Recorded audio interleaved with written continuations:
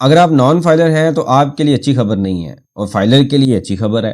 FBR की तरफ से एक डॉक्यूमेंट जारी किया गया है जिसके ऊपर परचेज की एक लिमिट मुकर्रर कर दी गई है। अगर आप उस लिमिट से ऊपर जाएंगे तो आपने फर्दर कंप्लाइंस करनी है, मतलब एफबीआर के रिकॉर्ड में मजीद आपने रजिस्टर्ड होना है। वो लिमिट फाइलर के लिए ज़्यादा है, नॉन फाइलर के लिए कम है। आज के इस लेक्चर में SRO 2071 के ऊपर डिस्कशन करते हैं। आप देख रहे हैं प्रैक्टिकल अर्निंग हाउस, मैं हूं फहीम महबूब। वापस आते हैं टॉपिक के ऊपर। तो ये जो एफबीआर की तरफ से एक डॉक्यूमेंट जारी किया गया है जो कि 3 नवंबर को डॉक्यूमेंट जारी होता है। इस डॉक्यूमेंट में ये कहा जाता है, SRO 2071 SRO है, इसमें ये कहा जाता है कि अगर एक रिटेलर है जिसको टैक्स चार्ज होता है 236G का या H का। वैसे तो इस SRO में काफ़ी गलतियाँ हैं, एक टेक्निकल गलती है। जैसे रिटेलर जब भी टैक्स चार्ज होगा, रिटेलर को एक ही टैक्स चार्ज होगा, वो 236H का हो सकता है। 236G का जो टैक्स है वो डिस्ट्रीब्यूटर को चार्ज होता है, इन्होंने खुद ही लिखा हुआ है। लेकिन यहाँ पे पहले बात कर दी गई है रिटेलर की कि रिटेलर को 236G भी चार्ज हो सकता है। हालांकि ऐसा नहीं होता, रिटेलर के जो टैक्स है वो 236H है। बाद में कभी बात करेंगे इस SRO में और कौन सी टेक्निकल इश्यूज हैं। यहाँ पे ये कहा गया है कि जी अगर वो टैक्स चार्ज हुआ और उसकी लिमिट 236G की जो लिमिट है वो 1 लाख से ऊपर निकलती है 1 साल की, और 236H की जो लिमिट है वो अगर लिमिट 5 लाख से ऊपर जाती है तो जो रिटेलर होगा उसने अपने आप को पॉइंट ऑफ सेल में रजिस्टर्ड करवाना है। पॉइंट ऑफ सेल क्या होता है? POS सिस्टम होता है कि जब आप कभी किसी रिटेलर के पास जाते हैं तो आपको सिस्टम जनरेटेड इनवाइस मिलती है जिसके ऊपर QC कोड भी लिखा होता है और FBR का इनवाइस नंबर भी मेंशन होता है। इसका मतलब ये होता है कि जैसे ही सेल होती है तो FBR के रिकॉर्ड में सेल का डाटा चला जाता है। तो रियल टाइम रिपोर्टिंग के लिए FBR ने ये सिस्टम बनाया हुआ है जो कि दिसंबर 2021 से लेके अब तक काफ़ी ज़्यादा रिटेलर को रजिस्टर्ड भी कर चुका है। इससे पहले एक डॉक्यूमेंट था जिसमें रिटेलर के ऊपर जो टैक्स की लिमिट थी वो 1 लाख थी, लेकिन अब जो है 236G को भी ऐड किया गया, 236H को भी ऐड किया गया। वहां पे 236H की लिमिट थी 1 लाख, लेकिन यहाँ पे अब उस लिमिट को 5 लाख कर दिया गया। अब टेक्निकली समझिएगा जरा कि अगर आप नॉन फाइलर हैं तो आपको क्या नुकसान हो सकता है और फाइलर हैं तो आपको क्या बेनिफिट हो सकता है। यहाँ पे अगर आप देखें तो 236H है और G है। अगर आप फाइलर हैं तो 236H का जो रेट है 0.1% होता है। अब ये टैक्स क्या होता है कि जब आप किसी से कोई चीज़ लेते हैं, कोई रिटेलर किसी मैन्युफैक्चरर से चीज़ लेगा तो मैन्युफैक्चरर क्या करेगा कि 1 लाख की उसने चीज़ें बेची, 18,000 रुपये उसमें GST चार्ज करेगा।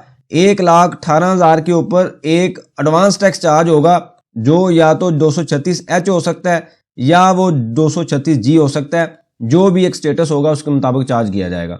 अगर आप फाइलर होंगे तो 236G का रेट 0.1% है। इसी तरीके से अगर 236H है और आप फाइलर हैं तो रेट आपको कितना चार्ज हो जाएगा? 0.5%। अब अगर हम बात करें कि ये वैसे तो इसके ऊपर एक और इशू है कि पीरियड में क्या आता है, 1 महीना आता है कि 1 साल आता है। इनकम टैक्स के अंदर पीरियड का मतलब होता है 1 साल, सेल टैक्स में पीरियड का मतलब होता है 1 मंथ, क्योंकि हर महीने हम सेल टैक्स रिटर्न फाइल करते हैं तो 1 महीने में 1 साल में 12 पीरियड होते हैं सेल टैक्स के, लेकिन 1 साल में 1 पीरियड होता है इनकम टैक्स का।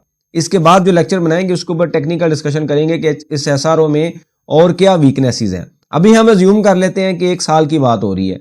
1 साल में अगर आपको 1 लाख रुपया टैक्स चार्ज होता है तो आप 1 लाख को तकसीम करेंगे 0.1 पे तो तकरीबन 10 करोड़ की सेल पे 0.1% बनता है।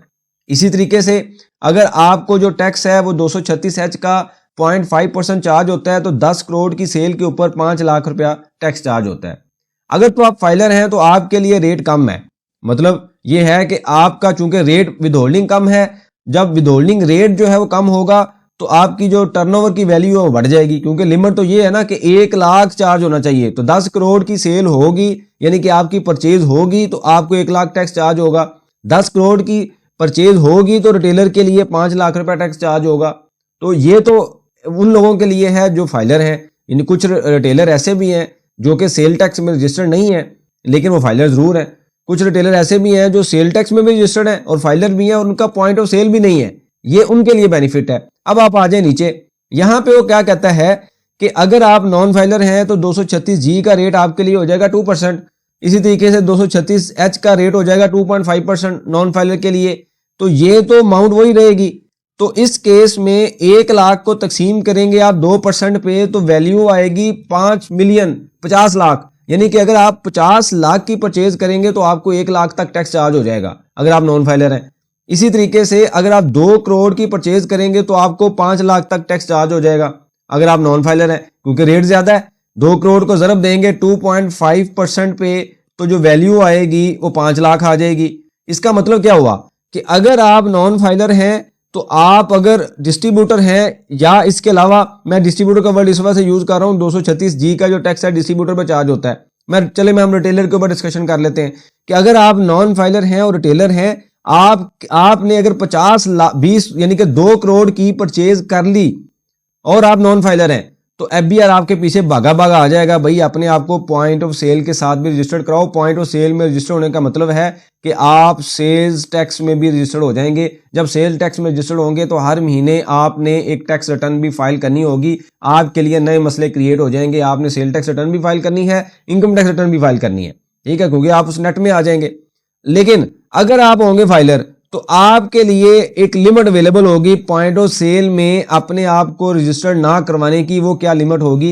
10 करोड़ की, क्योंकि उन्होंने बात की है कि जहां पे 5 लाख चार्ज हो गया तो पॉइंट ऑफ सेल में रजिस्टर्ड होना है। तो 5 लाख तो तब चार्ज होगा जब आपकी परचेज 10 करोड़ की होगी, क्योंकि आपका रेट कम है, 0.5 है। नॉन फाइलर के लिए रेट ज्यादा है तो वैल्यू काफी ज्यादा कम हो जाएगी। अब इस चीज को आपने जेहन में बिठाना है। और अगर आप परचेज कर रहे हैं और आप नॉन फाइलर हैं तो आपके जेहन में फौरी एक चीज आएगी, ये इनडायरेक्टली हम कह सकते हैं कि नॉन फाइलर की एक शामत है आ चुकी है कि अगर आप बिजनेस कर रहे हैं और नॉन फाइलर हैं अभी भी, अगर आप ये काम नहीं करेंगे तो आपकी जो परचेज है ब्लॉक कर दी जाएगी, परचेज कम कर दी जाएगी। जब आप परचेज कम होगी तो आप जाहिर बात आपका बिजनेस कम होगा। लेकिन जब आप परचेज उसी सीक्वेंस से, उसी तसलसल से करते रहेंगे तो साथ ही FBR ये कहेगा कि भाईजान आइए जरा यहाँ पे पॉइंट ऑफ सेल में भी अपने आप को रजिस्टर्ड करवाएं। मतलब आपके लिए एक नई कंप्लाइंस आ जाएगी। आपने सिस्टम लगाना है, अपनी जेब से पैसे लगाने हैं, कंप्यूटर रखना है, उसको इंटीग्रेट करवाना है, उसमें मसले आने हैं, उसको ठीक करवाने हैं। मतलब बिजनेस का नया एक्सपेंस चालू हो जाएगा जब आप पॉइंट ऑफ सेल में रजिस्टर्ड होंगे। तो अगर आप बिजनेस कर रहे हैं और नॉन फाइलर हैं तो आप अपने आप को स्टडी कर लीजिए कि आप फाइलर के लिए लिमिट ज्यादा होगी, नॉन फाइलर के लिए परचेज की लिमिट कम है। उसकी रीजन क्या है कि फाइलर का जो रेट है वो कम है, नॉन फाइलर का जो रेट है वो ज्यादा है। लिमिट तो वही रहेगी, जब रेट आपका ज्यादा हो गया तो परचेज कम हो जाएगी। तो इस SRO को देखने के बाद, इस डॉक्यूमेंट को देखने के बाद अपने आप को स्टडी कर लीजिए और देख लें कि आप कहां पे फॉल कर रहे हैं, कहां पे क्या करने से आपको क्या बेनिफिट होगा। अगर आपको बेनिफिट नजर आ रहा है तो फौरी तौर पे अपने आप को फाइलर कर लीजिए और इसका बेनिफिट ले लें, वरना पॉइंट ऑफ सेल के लिए तैयार हो जाए। FBR जगह जगह पे छापे मार के डॉक्यूमेंट देता है, उनको पता चल जाता है कौन सा बंदा कहां बैठा हुआ है, उनके नाम पे क्या टैक्स जमा होता है, क्योंकि आपका ID कार्ड नंबर यूज हो रहा होता है। जो बंदा टैक्स जमा कराता है वो आपके ID कार्ड पे करवाता है, तो आपकी ID कार्ड की इंफॉर्मेशन तो FBR के पास चली गई, वो आपको ढूंढ भी लेते हैं। आपके नंबर में मैसेज भी आ जाता है कि आपकी ये लिमिट पूरी हो चुकी है, अपने आपको पॉइंट ऑफ सेल में रजिस्टर्ड करवाएं। तो उस चीज से बचने के लिए अपने आप को अभी से मैनेज कर लें। इस SRO में और क्या गलतियां हैं इसके बाद वाले लेक्चर में देखेंगे। अभी जो कॉन्सेप्ट था वो फाइलर नॉन फाइलर की परचेज के ऊपर था कि किसके लिए क्या बेनिफिट है। आपके पास कोई सजेशन हो, क्वेश्चन हो, आप लाजमी मेंशन कीजिए, इसके ऊपर हम डिस्कशन करेंगे ताकि जो लर्निंग का प्रोसेस है कंटिन्यू रहे। बहुत शुक्रिया, जज़ाकल्लाह।